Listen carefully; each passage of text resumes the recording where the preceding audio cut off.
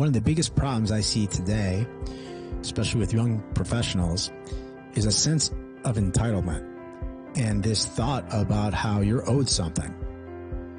And I've got news for you. You're not owed anything from anyone. And until you humble yourself and realize that people don't owe you anything, that you're going to have a real hard time. You're going to struggle. People go into a new job and then within a couple months they expect the world to be turned over for them and raises and promotions. You know, you have to earn it. And the way you earn it is you do more than what you're paid for. And that mindset is what high performers do day in and day out. When you get hired onto a job, when you're new on a team, you have to do more than what you're paid for. You have to over-deliver.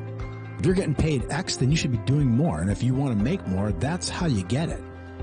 You don't give people an opportunity to talk about you in a negative light. You give people an opportunity to talk about all the things you've done that you weren't even asked to do. All the times that you went above and beyond to, plug yourself into processes that you weren't even asked to be part of. And I think that the more that you can do, the more value that you can provide, the more you're going to get in reciprocity coming back to you. If you want to be able to make more money, and if you want to be paid more for your services, if you start a new company, you've got to provide value. Period. People who provide value get paid. People who over-deliver get paid more. And you can have two people in a company who have the same title, the same job. One person makes a lot more money than the other person. Why? The naysayers will say because of politics, and that may be true. But typically, and most likely, you're going to see one of the individuals who's a better employee. They're a high performer. They produce better results. They provide more value to the company, which in return wants to be reciprocated because the company wants to pay that person more to keep them. I saw people fighting on a team the other day, and they were talking about an individual who wasn't producing. And I asked the leaders if they would fight to keep this person on the team.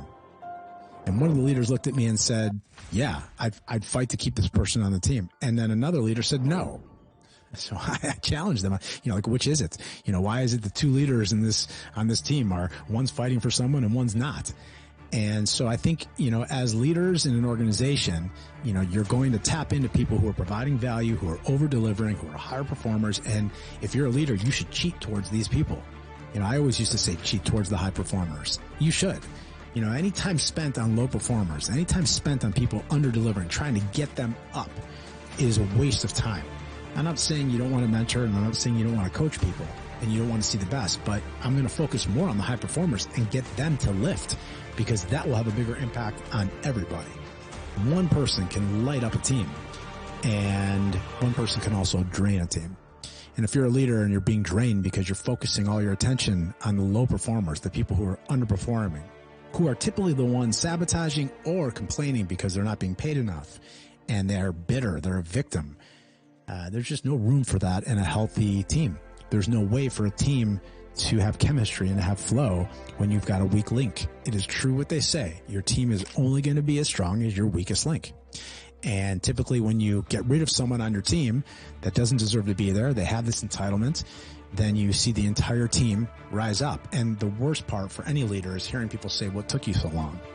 And, everybody usually knows what's going on before the leader. The leader, if you're leading anything, you're lied to more than anyone, and you're usually the last one to find out. People don't like the tattletale. They don't like to rat people out. They don't think it's their place.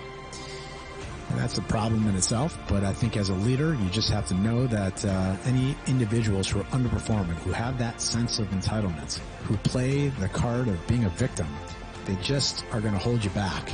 Better to make changes and find a replacement. The answer is always the right person. And if you find the right person in an interview process, hire them, even if you don't have a position for them. It's a great discipline I use. You'll find a position and a role for the right person. But the problem is if you have what we call loss aversion, and you're so scared to give up on someone because you have to start over, you have to train them again, you have to waste the money that you spent on the individual, you're just in for a world of hurt holding on to people like that. You're better to cut the cord and make the change and move forward than to sit and try to hope that someone kind of takes the turn and turns the corner and all of a sudden doesn't have that same philosophy of entitlement.